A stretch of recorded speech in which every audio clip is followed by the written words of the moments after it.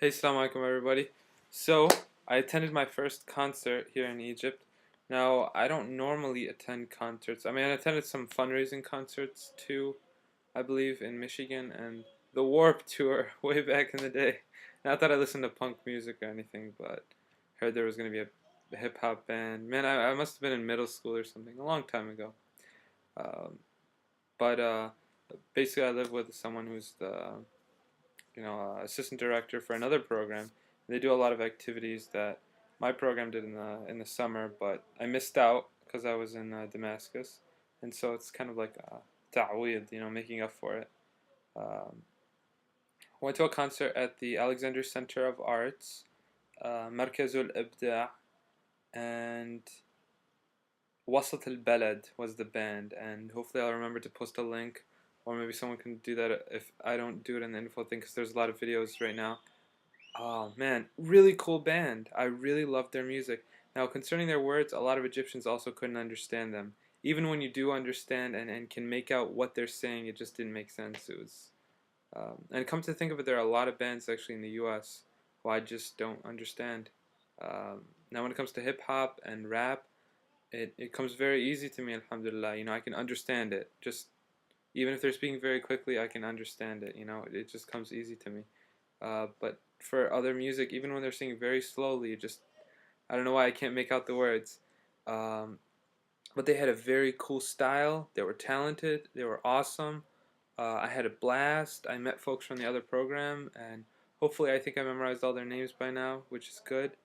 Um, and then there was another concert, which was for a folk music. I guess you could translate it as. But I didn't end up going to that, and thank God, because they were late and there were too many people, more than the tickets, and a lot of people just didn't go. It was a disaster, I heard. But then 2 days after that, there was a Arabic jazz concert. So I went to that. Wait, going back to West Balad, I mean, they're really cool. I mean, they just mix up like traditional Arab stuff and then new stuff, and it's just really good music. It's very good music.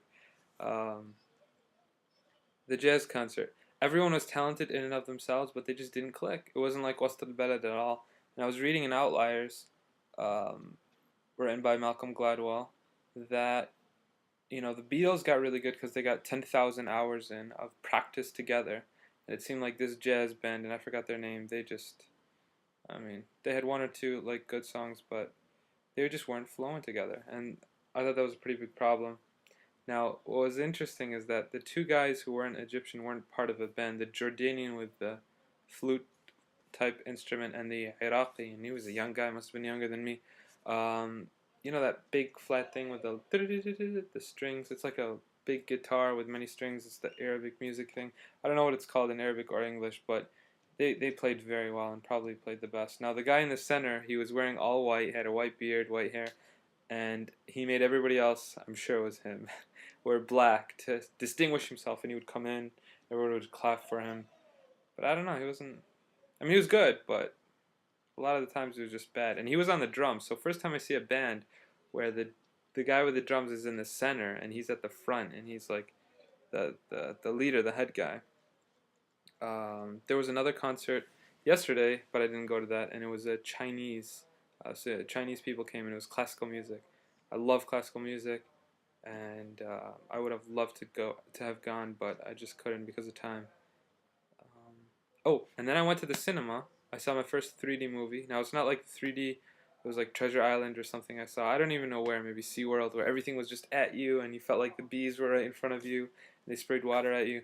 But it was Avatar 3D. So I saw it here in Egypt. Wanted to see how it was.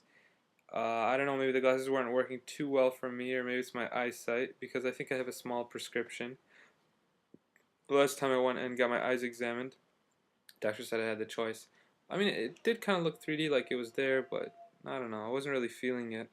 I didn't like the movie because I thought it was racist. Like many people have said, it's like Last Samurai. The foreign guy comes in and he becomes better at the thing than the native people. Some people say it was about Native Americans or Palestinians or Iraqis, but God only knows. The point is that you shouldn't oppress or take over other people's land. Uh, here were some interesting things about it. It was really expensive. I spent $7. That's 35 pounds. That's with the 3D glasses, which were 10 pounds, and 25 pounds for a ticket. Can you believe that? Last time I went to the movies, it was only 10. But then again, I went in the afternoon. Um, the it's at 6:30.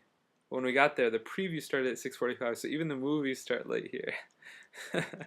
um, Also, the lights were off. You know, usually when you come into the cinema, like in the U.S., just from what I remember back when I was there, the lights were, they're on, or maybe there's a dimmer light. But when you get in there, they were just off, and there was a guy with a flashlight, and he leads you, and he expects a pound a lot of times. But I guess this time we didn't because it was just expensive. It was really interesting. You just see flashes everywhere because people were taking pictures of their 3D glasses and, like, oh wow, I have 3D glasses. Uh, Here they are.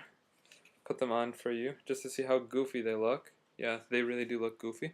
And so, I don't know, maybe this is a cool thing. And I'm sure they put them on Facebook. So, I don't know if that happened in the US or not, but I would have been laughing either way, and I did laugh. Uh, Another interesting thing is that there was a message before the movie started. And the message said that recording is illegal, that you can't videotape it because there's a lot of video piracy here and a lot of people videotape that. I thought that was very interesting, and that's also a difference. So interesting stuff, but I had a good time. It was just good to get out and see a movie in 3D for the first time. Technology is really changing. It was interesting to learn those new aspects of the difference between the cinema here and the cinema from what I remember about the cinema back home. But I don't know how I'm gonna see the cinema back at home because I spent $7 and that was very expensive. Now I feel like when I go back to the U.S., I'm gonna be. You might think I'm stingy, but it's just so much more expensive, and you just think that.